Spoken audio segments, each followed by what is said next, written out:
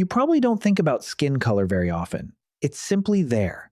Every morning, you wake up, you glance in the mirror, and you see something that feels deeply personal, something that seems permanent, almost inevitable.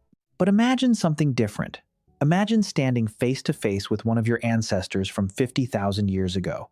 It doesn't matter whether your family comes from Europe, East Asia, the Middle East, or the Americas. There's a good chance that ancestor wouldn't look the way you expect.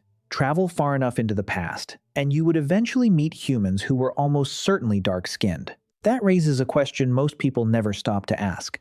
If our species began with dark skin, why do millions of people today have light skin? The answer isn't what most people imagine. White skin was never evolution's destination. It was a solution, an emergency solution to a completely different problem. For most of human history, becoming lighter would actually have been a disadvantage. What feels completely ordinary today is really the result of a biological compromise, a compromise shaped by sunlight, migration, diet, and thousands of years of slow evolutionary change. This didn't always exist. Once you understand why, skin color stops looking like identity. Instead, it starts looking like geography written onto the human body. Today, many people think skin color has always been the way it is now, as if different human populations appeared with their modern appearances from the very beginning. They didn't. Genetics tells a different story. Archaeology tells the same story. Anthropology does too. Together, they reveal something far stranger. Some of the earliest modern humans who entered Europe most likely still had dark skin. Even more surprising, one ancient hunter who lived in Western Europe around 10,000 years ago appears to have had dark skin and blue eyes. Today, that combination surprises many people, but it once existed. Scientists have also discovered that the genes responsible for light skin in modern Europeans became common much later than most people realize. Human skin color isn't a simple journey from dark to light. It's a story of trade-offs: protection versus production, folate versus vitamin D, too much sunlight or too little. Behind all of these trade-offs is one invisible force, a force that has quietly shaped the human body for hundreds of thousands of years. That is the sun. To understand why some humans evolved lighter skin, we first have to understand where our species began. Modern humans evolved in Africa. Few conclusions in anthropology are supported by stronger evidence. Fossils point there. Ancient DNA points there. Archaeology points there. They all lead to the same conclusion. Africa was the birthplace of our species. But Africa also presented a very specific challenge: intense sunlight, especially ultraviolet radiation. Ultraviolet light can damage DNA. It can speed up skin aging. It can also break down folate. Folate is a vitamin the body needs for healthy pregnancies. It's also essential for cell division and normal development. For early humans living under the powerful equatorial sun, this created constant evolutionary pressure. Too much ultraviolet radiation could reduce the chances of producing healthy offspring. Natural selection tends to respond to problems like that. Dark skin became one remarkably effective solution. Human skin contains a pigment called melanin. People with darker skin produce more of a type called eumelanin. Eumelanin absorbs and scatters ultraviolet radiation. That helps reduce the damage sunlight can cause. Humans faced another challenge as well. Unlike most mammals, our ancestors gradually lost much of their body hair. More bare skin became exposed to the sun. That made stronger pigmentation even more valuable. In a sense, humans traded fur for sweat. Then they traded pigmentation for survival. This wasn't about appearance, it was biological engineering. Picture a small group of hunter-gatherers crossing the grasslands of East Africa nearly 100,000 years ago. The midday sun hangs high overhead. Shade is almost impossible to find. Day after day, that environment quietly favors certain biological traits over others. No one notices it happening. No one can feel evolution at work. But generation after generation, tiny differences begin to accumulate. Over hundreds of thousands of years, dark skin proved to be an extraordinarily effective adaptation. That's why, when humans finally began leaving Africa around 60 to 70,000 years ago, they carried that adaptation with them. Then everything changed. They entered a completely different world. And the very trait that had protected their ancestors for countless generations slowly began creating a new problem. Around 60,000 years ago, small groups of modern humans began moving beyond Africa into Eurasia. They didn't all leave at the same time. There wasn't one single migration. Instead, each generation traveled a little farther. They followed coastlines, they crossed river valleys, they navigated deserts. Eventually, they entered landscapes that no human ancestors had ever called home. The farther they moved away from the equator, the more one invisible factor began to change. Sunlight, not its brightness. Its biology. At higher latitudes, especially during winter, ultraviolet radiation becomes much weaker.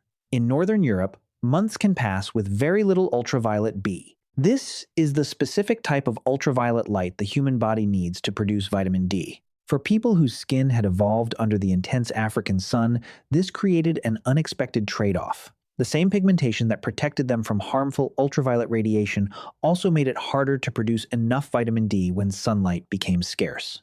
And vitamin D isn't optional. Your body needs it.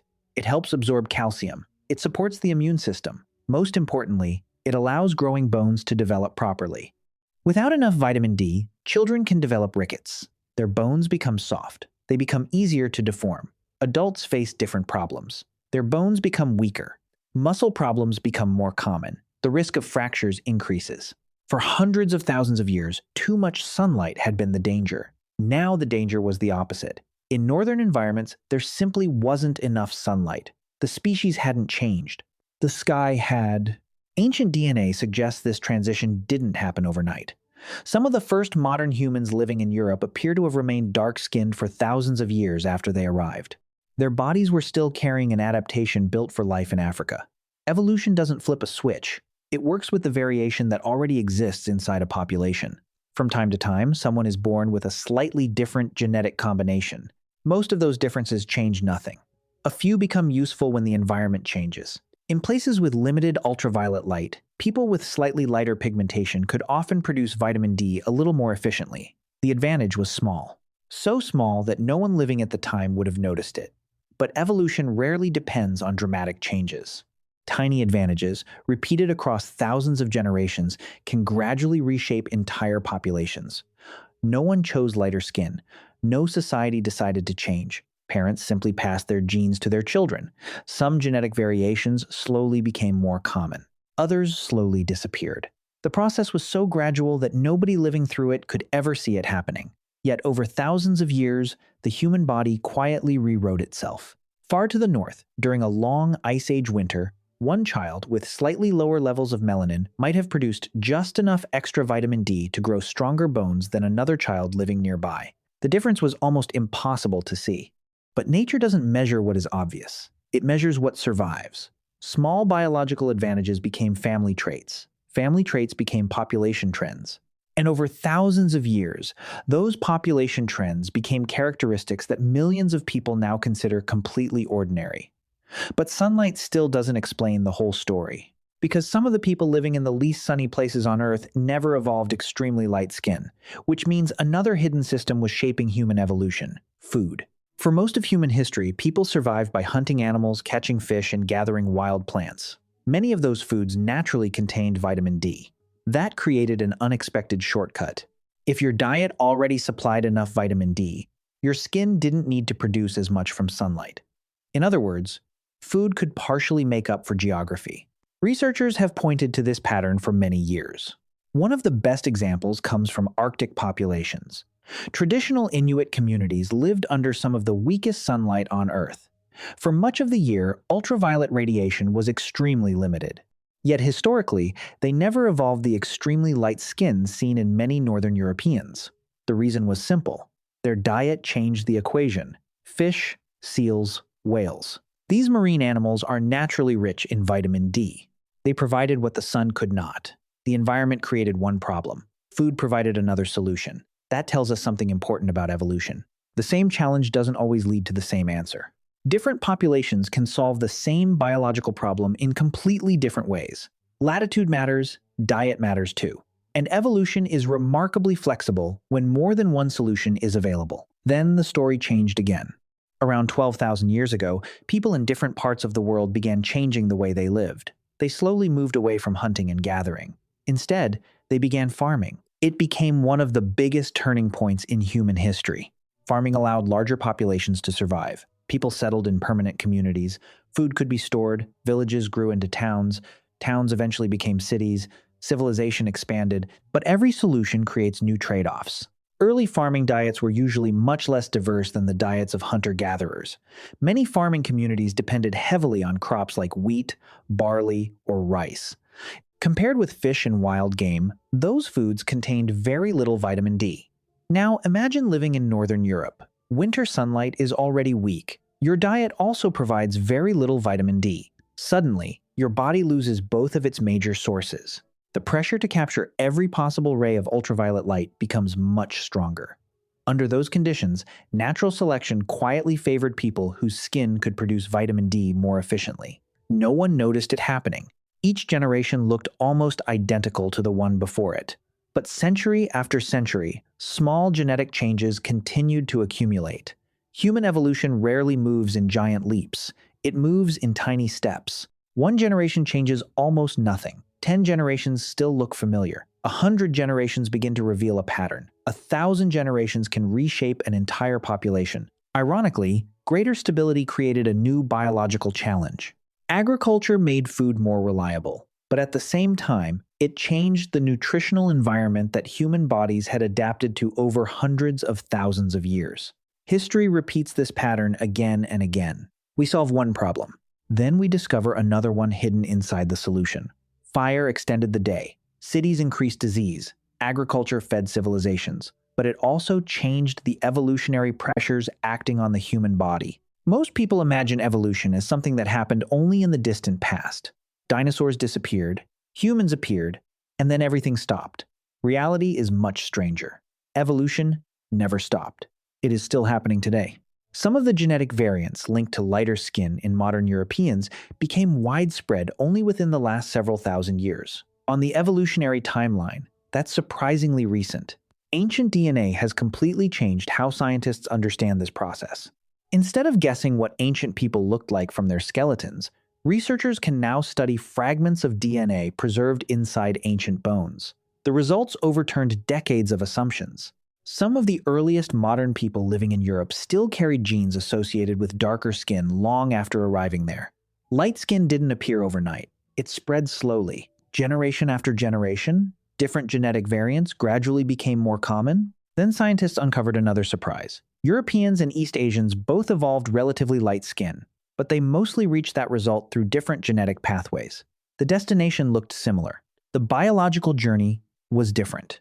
Evolution solved the same environmental problem more than once. It simply used different genetic tools. That reveals something profound. Evolution doesn't follow a blueprint. It experiments, again and again, and it keeps whatever works. If lighter skin offered an advantage in northern environments, one obvious question follows. Why didn't every population living far from the equator evolve the same appearance? Because evolution doesn't chase perfection. It responds to local conditions. Take the Arctic. Traditional Inuit populations lived in one of the least sunny regions on Earth. If sunlight had been the only factor, they should have evolved some of the lightest skin on the planet. But they didn't. Their diet continued to provide large amounts of vitamin D. That reduced the evolutionary pressure for lighter skin. A different environment. A different solution. The same principle appears throughout human history. Skin color is not controlled by a single gene. It is shaped by dozens of genes working together. Each one contributes a small part to the final result.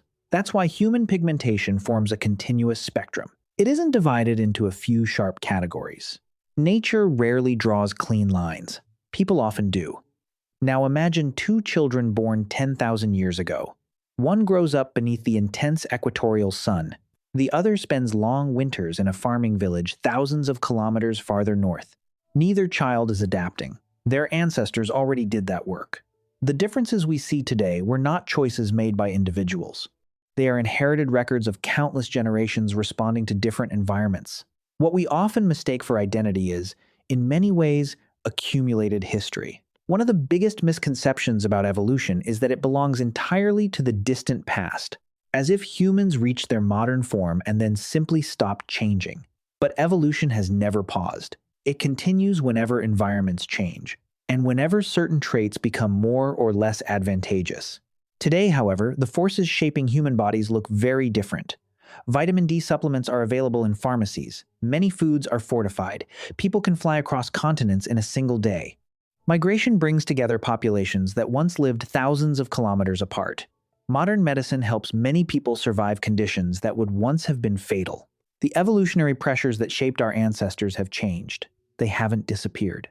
They've simply been transformed. Picture a crowded international airport. Thousands of people pass through the terminal. Different languages, different cultures, different family, histories. At first glance, the differences seem enormous.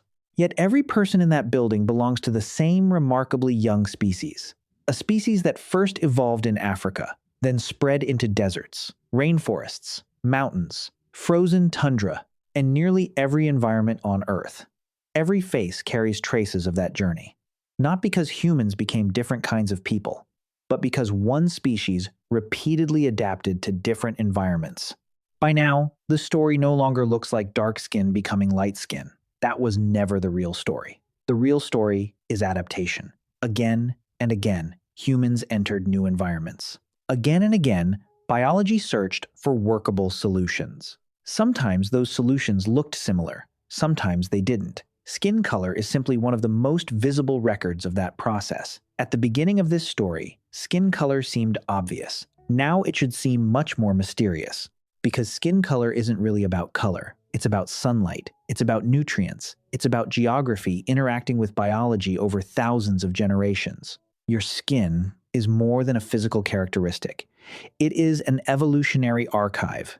It records the climates your ancestors survived, the places they migrated, the foods they depended on, and the invisible pressures that quietly shaped every generation before yours. Most people think skin color explains human differences. Evolution suggests almost the opposite. Those differences exist because human beings are so fundamentally alike. Across the planet, different populations face the same biological challenges. They simply solve them in different ways, different paths, one species, the same underlying biology. Somewhere in East Africa, tens of thousands of years ago, a small community watched the sun disappear beyond a horizon they never imagined leaving. Their descendants would eventually cross deserts, glaciers, mountains, forests, and oceans. Every new landscape brought new challenges, and with every challenge, the human body slowly adapted. Those ancient journeys are still visible today, not in our passports, not in our languages, but on the surface of our skin. So why did some ancient humans evolve from darker skin to lighter skin? Not because one color was better than another, but because different environments demanded different solutions. Weak sunlight created new biological pressures. Agriculture made those pressures even stronger. Natural selection responded slowly, unevenly, more than once. The result was never a straight path from one skin color to another. It was a mosaic of local adaptations that unfolded across thousands of generations. Once you begin seeing skin color as geography expressed through biology, something remarkable happens. Differences that once seemed permanent begin to look like evidence of a shared history. And that leads to an even bigger question. If something as visible as skin color is largely shaped by the environment, how many other things that feel natural, personal, or permanent are actually the products of hidden systems? Human history is filled with them. Most remain invisible, until someone asks the right question.